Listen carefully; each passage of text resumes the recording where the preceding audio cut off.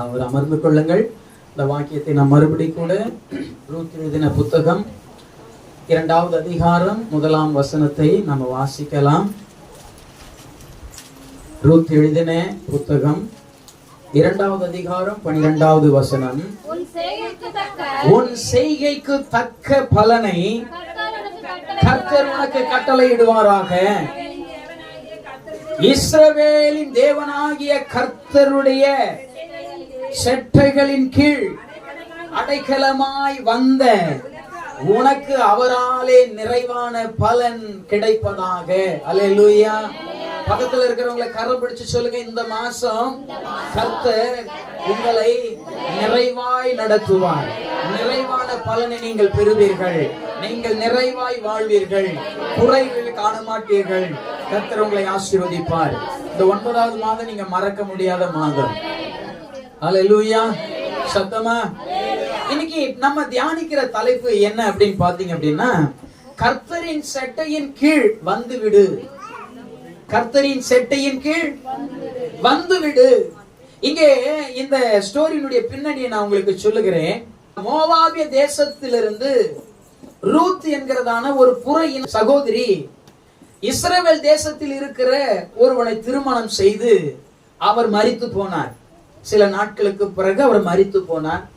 அவர்கள் மரித்த போது, அது 1ஆம் அதிகாரத்துல நீங்கள் அதெல்லாம் வாசித்தீர்களா வரும்.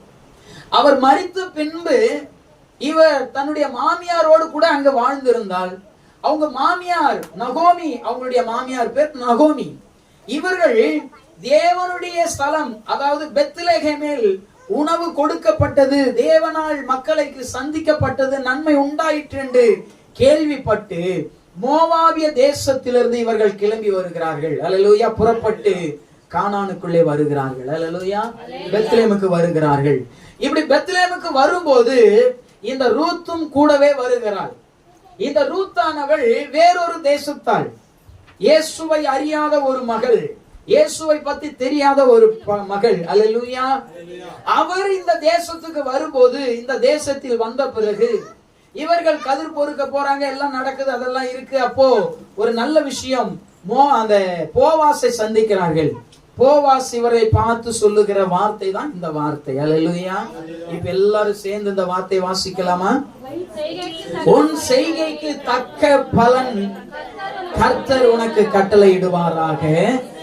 இஸ்ரவேலின் தேவனுடைய கர்த்தருடைய செட்டையின் கீழ் அடைக்கலமாய் வந்த உனக்கு அவராலே நிறைவான பலன் கிடைப்பதாக என்று போவாசு சொல்லுகிறார். அல்லேலூயா. சத்தமா. அப்போ போவாஸ் இந்த வார்த்தை சொல்லுவதின் காரணம் என்ன? இங்க அழகாய் குறிக்கப்பட்டு இருக்கிறது, கர்த்தருடைய செட்டையின் கீழ் வந்துவிடு, வந்து உனக்கு நிறைவான பலன். யாருக்கு நிறைவான பலன்? இந்த மாதத்தில் யாரை கர்த்தர் நிறைவாய் நடத்துவார் என்றால், தேவனுடைய செட்டையின் நிழலிலே வந்து அடைக்கலமாய் வந்த உங்களுக்கும் எனக்கும் நிறைவான பலன் கர்த்தர் கட்டளையிடுவார். இந்த 9வது மாதத்தில் நீங்கள் அவர் சமூகத்தில் நீங்கள் இருப்பீர்களானால் உங்களிடத்தில் குறை காணப்படாது. சத்தமா. நிறைவான பலன் எனக்கு உண்டு. மேலே அவன் சொல்லுகிறான், உன் செய்கைக்கு ஏற்ற பலன் கர்த்தர் உனக்கு கொடுப்பார். உன் செய்கை எப்படி இருக்கிறது அப்படின்னு பாத்தீங்கன்னா, அவர் அவ்வளவு வர்ணிச்சு அழகாய் அதுல எழுதி இருக்கிறார் பாரு. உன் செய்கை உத்தமமானது, அதனால் கர்த்தர் உன்னை நிறைவாய் ஆசீர்வதிப்பார். உன் செய்கை நியாயமானது, கர்த்தர் உன்னை நிறைவாய் ஆசீர்வதிப்பார்.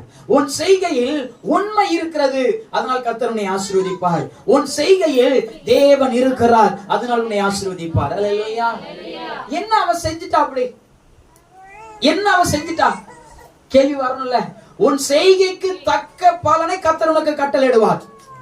அல்லேலூயா. சொல்லுவோமா? சத்தமா. நான் சொல்றேன், முந்தின வாழ்க்கையை விட பிந்தின சபையில் உட்கார்ந்து இருக்கும் வாழ்க்கை நீ செய்வாயானால் நிறைவான பலன் உனக்கு உண்டு. அல்லேலூயா. நீ முன்பு ஆராதித்ததை விட இப்ப ஆராதிக்கிற பார், உனக்கு நிறைவான பலன் உண்டு. அல்லேலூயா. நிறைய சம்பவங்கள் அந்த நகோமிக்காக ரூத் அவர்கள் செய்தார்கள். ஒண்ணு பார்க்கலாமா? முதல் விஷயம், அவர்களுடைய தேசத்தையே அந்த அம்மா விட்டுட்டாங்க. யாருக்காக? தன்னுடைய மாமியாருக்காக தேசத்தையே விட்டுட்டார்கள். அல்லேலூயா சொல்லுவோமா? தன்னுடைய மாமியாருக்காக தன் சொந்த ஜனங்களை விட்டுட்டு வந்தாங்க. அல்லேலூயா. இன்னைக்கு பெண்கள் எல்லாம் திருமணம் ஆயிட்டு கணவன் வீட்டுக்கு வரும்போது யாரை விட்டுட்டு தான் வரணும்? அல்லேலூயா. ஆனா இன்னைக்கு எப்படி ஆயிடுச்சு தெரியுமா? கணவனையே அம்மா வீட்டுக்கு கூட்டு வந்துருக்குங்க. ஆளே இல்லை. கணவனையே எங்க கூட்டு வந்துடுறாங்க? மாமியார் வீட்டுக்கு கூட்டு வந்த. நீ இங்க வாயா, அங்கிட்டு போய் என்னத்தை கிழிக்க போற? உங்க வீட்டுலதான் ஒண்ணு மதிக்கலையே, போகலையே, வரலையே, அது இல்லை, ஏது இல்லையா, கூட்டு வந்து எங்க வச்சிருந்து? ஆமா. ஆனா இந்த அம்மா என்ன செஞ்சாங்கன்னு பார்த்தா மாமியார் வீட்டுக்கே கிளம்பி வந்துருச்சு. அல்லேலூயா சொல்லுங்க. இப்போ தன்னுடைய சொந்த ஜனம், கூட பிறந்த தகப்பன்கள், உறவுகள், மாமா, மச்சான் எல்லாம் இருக்கிற சகோதரர்கள் இருக்கிற அந்த ஊரை, அந்த தேசத்தை அந்த அம்மா விட்டுட்டு யாருனே தெரியாத ஒரு தேசத்துக்கு அவர்கள் வந்தார்கள். அதனால போவாஸ் சொல்லுகிறார், உனக்கு கர்த்தரால் நிறைவான பலன் கிடைப்பதாக. அல்லேலூயா, அல்லேலூயா. இன்னொன்னு மெயின் விஷயம் என்னன்னா, அவங்க ஆராதித்த தெய்வத்தையும் விட்டுட்டு வந்தாங்க. அதுதான் ஹைலைட். அந்த தெய்வத்தை எல்லாம் விட்டுட்டு யாருனே தெரியாத ஒரு தெய்வத்தை ஆராதிக்க அவர் வந்தார்கள். அல்லேலூயா. சத்தமா. அப்பத்தான் போவாஸ் சொல்லுகிறார், நீ செய்த இந்த செய்கை இருக்கே, இது பயங்கர உத்தமமான செயல். நீ இன்னாரை தெரிந்தெடுத்தாயே, நீ தெரிந்தெடுத்த தெய்வத்தினுடைய வார்த்தையின்படியே உனக்கு நிறைவான பலன் வருவதாக. ஆமென். அப்போ இந்த அம்மா எடுத்த முடிவுல எவ்வளவு அழகா செஞ்சிருக்கிறாங்க பாருங்க. இன்னைக்கு சபைக்கு வரணும் நம்ம முடிவு எடுக்கிறோமா இல்லையா? எத்தனை மணிக்கு சபை? எத்தனை மணிக்கு வந்தோம்? இயேசுவின் நாமத்துல நமக்கு நிறைவான பலன் வரணும். ஆமென். நாம் எடுக்கும் முடிவு சரியா இருக்கணும். அல்லேலூயா. நான் எடுக்கும் முடிவில் இயேசு இருப்பாரானால் அதுதான் சரியான முடிவு. நான் எடுக்கும் முடிவுகளில் சுயம் காணப்படக்கூடாது. நான் எடுக்கும் முடிவுகளில் என்னுடைய வேசித்தனம் காணப்படக்கூடாது, திருட்டுத்தனம் காணப்படக்கூடாது, மாயம் காணப்படக்கூடாது, குற்றம் காணப்படக்கூடாது. நான் எடுக்கும் முடிவுகளில் இயேசு ஒருவர் இருக்கணும். ஆமென். நான் எடுத்தா அவர் இருப்பாரா? அது எனக்கு தேவை. இயேசு இல்லாத முடிவுகள், இயேசு இல்லாத காரியங்கள், இயேசு இல்லாத வருமானம், இயேசு இல்லாத பணம், பொருள் எதுவுமே எனக்கு, இயேசு இல்லாத ஆராதனை வேணாம், இயேசு இல்லாத சபை எனக்கு வேண்டாம். சொல்ல முடியுமா? சத்தமா. ஒரு ஊழியக்காரர், ஏற்கனவே நம்ம சபையில சொல்லி இருக்கிறோம்னு நினைக்கிறேன், சொன்னா என்னன்னு தெரியல. ஒரு ஊழியக்காரர் ஒரு வெளி ஊருக்கு போயிருந்தாரு. அந்த ஊருக்கு போயிட்டு அவர் ஆராதிக்க, ஞாயிற்றுக்கிழமை வந்துச்சு, அவர் ஆராதிக்க போகிறார். அப்போ அவர் ஆராதிக்க போகும்போது அந்த சபையில இருந்த மூப்பர்கள் உள்ள நின்று கொண்டு அவரை போகாம தடுத்துட்டாங்க. போகக்கூடாது ஐயா, ஆராதனை பண்ண நிறைய வெளியூர்ல இருந்து வந்து அதெல்லாம் உனக்கு இடம் கிடையாது, வெளிப்போ. இப்படி அவரை வெளியே தள்ளிக்கிட்டே இருந்தாங்க. அவரும் முட்டி மோதி பார்த்து என்னென்னமோ பண்ணிட்டு ஒரு வழியா உள்ள போய் சேர்ந்தார். உள்ள போய் சேர்ந்த உடனே சீட்டை காணோம். ஒரு சீட்டு குறைவா இருக்கு. ஒரு ஆள் நின்றுட்டு, ஏன் நின்றுட்டு இருக்க? என் சீட்டை காணையா? சீட்டை காணமா? கரெக்டா தானே நம்ம போயிட்டு வச்சிருக்கிறேன், எல்லாமே லிஸ்ட். பார்த்தா இவர் உட்காந்து, அவர் அப்படியே குண்டு கட்ட தூக்கிட்டு வந்து வெளியே போட்டாங்க. இவர் போய் ஒரு மரத்தடியில் உட்காந்து அழுகுறாரு. ஆண்டவரே, ஓய்வு நாள் அன்னைக்கு நான் லீவு போடக்கூடாது, நான் முடிவு எடுத்தனே. உண்மை ஆராதிக்க இந்த ஓய்வு நாள் எனக்கு மிக மிக முக்கியமாச்சே. இந்த ஓய்வு நாள்ல நான் லீவை போட்டு எங்கேயும் சுத்தக்கூடாதே. இந்த ஓய்வு நாள்ல பரிசுத்த ஓய்வு நாளை ஆசரிப்பாயாக என்று சொன்னீரே. இந்த ஓய்வு நாள் எனக்கு விசேஷம், இந்த ஓய்வு நாள் பரிசுத்தம், இதை நான் விட்டு விட கூடாதே.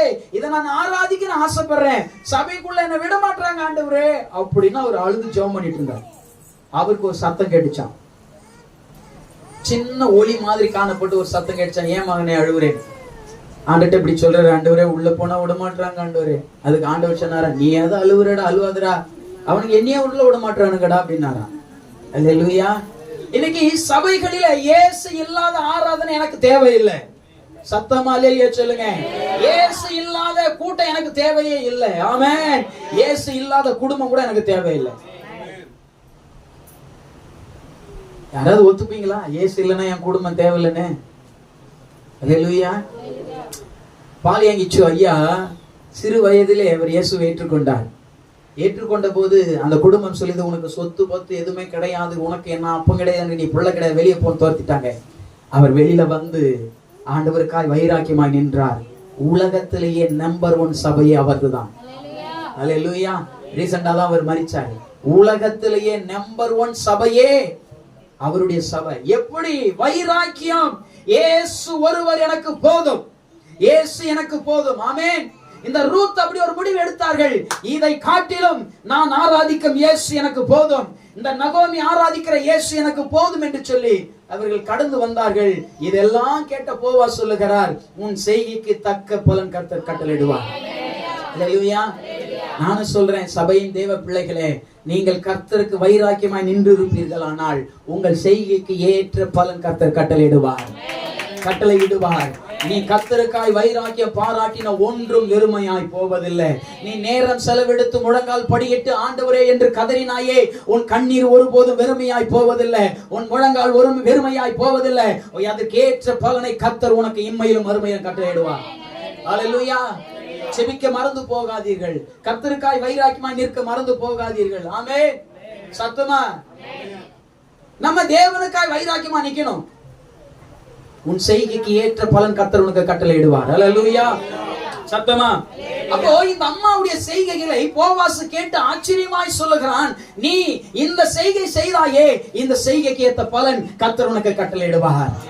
அது மட்டும் சொல்லல, இன்னொன்னு சொல்றாரு பாருங்க, இஸ்ரவேலின் தேவனாகிய கர்த்தருடைய செட்டையின் கீழ் அடைக்கலமாய் வந்த உனக்கு அவரால நிறைவான பலன். எங்க வரணும் நம்ம? அவருடைய செட்டையின் நிழலுக்கு வரணும். அவர் செட்டையின் நிழல்ல வந்து நாம் அமரும் போதுதான் கர்த்தர் நமக்கு நிறைவான பலனை கொடுக்கிறார். அல்லேலூயா. நிறைவான பலன் எங்க இருக்கு? அவர் செட்டையின் கீழ். இந்த செட்டையின் கீழ்னா என்ன கேள்வி இருக்குல்ல? செட்டையின் கீழ், செட்டையின் கீழ் என்ன? செட்டையின் கீழ் எடுத்தவங்க வாசிக்கலாமா?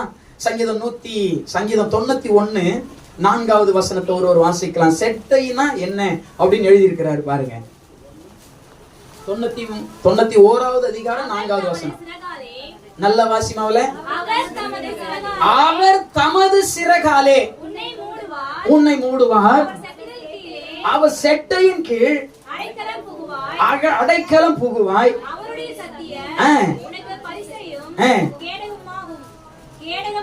கேடகமாகும். அல்லேலூயா. இங்க அழகாய் சொல்லப்பட்டிருக்கு பாருங்க, அவருடைய செட்டையின் கீழ் நாம வந்ததுனால அந்த சிறகுகளால் நம்மை மூடுவாரா? சொல்லுமா? அப்ப மூடுகிறவர் அடுத்து சொல்லுகிறார், அவர் செட்டையின் கீழே அடைக்கலம் புகுவாய், அவருடைய சத்தியம் உனக்கு பரிசயம் கேடகமாகும். அல்லேலூயா. சந்தோஷமா சொல்லுவோமா? இப்ப செட்டையின் கீழ்னா என்னது? அவருடைய சத்தியம். அல்லேலூயா. அவர் சத்தியத்தின் கீழ் நீ இருப்பாயானால், அந்த சத்தியத்தை உனக்கு போர்வையாய் போற்றிக் கொள்ளுவாயானால், நான் சொல்லுவேன் உனக்கு கர்த்தர் நிறைவான பலனை தருவார். அல்லேலூயா. கரங்களை தட்டி ஆண்டவருக்கு ஒரு மகிமை செலுத்தலாமே. அந்த செட்டையின் கீழ், வசனத்தின் கீழ் நான் இருப்பேன், ஆனால் எனக்கு நிறைவான பலன். இன்னைக்கு வசனத்தின் கீழே உட்காரணும், வசனத்தின் கீழே நம்ம ஆர்ப்பரிக்கணும், வசனத்தின் கீழே நம்ம பேசணும், வசனத்தின் கீழே தான் நம்ம எல்லாவற்றையும் முடிவெடுக்கணும். வசனத்தை விட்டுட்டு எதுவும் எடுக்க கூடாது. ஆமென். அந்த வசனம் தான் எனக்கு பாதுகாப்பு, அந்த வசனம் தான் எனக்கு வேலி, அந்த வசனம் தான் எனக்கு மறைவிடம், அந்த வசனம் தான் என்னை மேன்மையாக்கும், அந்த வசனம் தான் என்னை தலையை உயர்த்தும், அந்த வசனம் தான் என்னை பெரிய சீமானாய் மாற்றும். அல்லேலூயா. நான் நல்ல செழிப்பா இருக்கணும்னு நினைக்கிறேன். ஒரு வழியில சொல்லுங்க. எத்தனை முறை பைபிள் வாசிங்கன்னு அதையும் சொல்லி இருக்கு கையோட. பைபிள் எத்தனை முறை முடிக்கணும்? ஒரு முறையாவது வருஷத்துக்கு முடிக்கணும். அல்லேலூயா. நான் ஏன் சொல்றேன் தெரியுமா? நீங்க எனக்காக வாசிக்க வேண்டாம், நீ வாசிப்பாரு, நீ நல்லா இருப்ப. நீ வாசிப்பாரு, உனக்கு சுகமா இருப்பீங்க. உங்களுக்கு தேவன் பலனை கட்டளையிடுவார். அல்லேலூயா. அப்ப இங்க வசனம் சொல்லுகிறது, அவருடைய சத்தியம் உனக்கு பரிசய கேடகம். சத்திய பரிசயம் என்றால் பாதுகாப்பு, கேடகம் அரவணைப்பு. ஆமென். அப்போ நமக்கு அடைக்கலத்தின் அந்த செட்டையின் கீழே வந்த நமக்கு அவரால் நிறைவான பலன் கிடைப்பதாக. ஒரு அல்லேலூயா சொல்லுவோமா? மல்கியா 4:2 வாசிங்க. ஆனாலும் என் நாமத்துக்கு பயந்திருக்கிறேன் உங்கள் மேல் நீதியின் சூரியன் உதிக்கும்.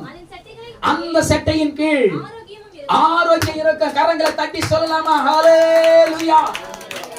சத்தமா. அந்த செட்டையின் கீழ் ஆரோக்கியம் இருக்கிறது. ஆரோக்கியம் என்ன? வர்றவன் வியாதியா வந்தா உள்ள மருந்து இருக்குன்னு அர்த்தம். அல்லேலூயா. எத்தனை பேருக்கு புரியுது நான் சொல்றது? ஆரோக்கியம் இருக்கும் என்றால் அங்கே சுகம் இருக்கிறது. அல்லேலூயா. அந்த செட்டையின் நிழலிலே சுகம் உண்டு, அந்த செட்டையின் நிழலிலே மருந்து உண்டு. ஆமென். தீராத வியாதியை தீர்க்கிற செட்டை இயேசு கிறிஸ்துவின் வசனம். அல்லேலூயா.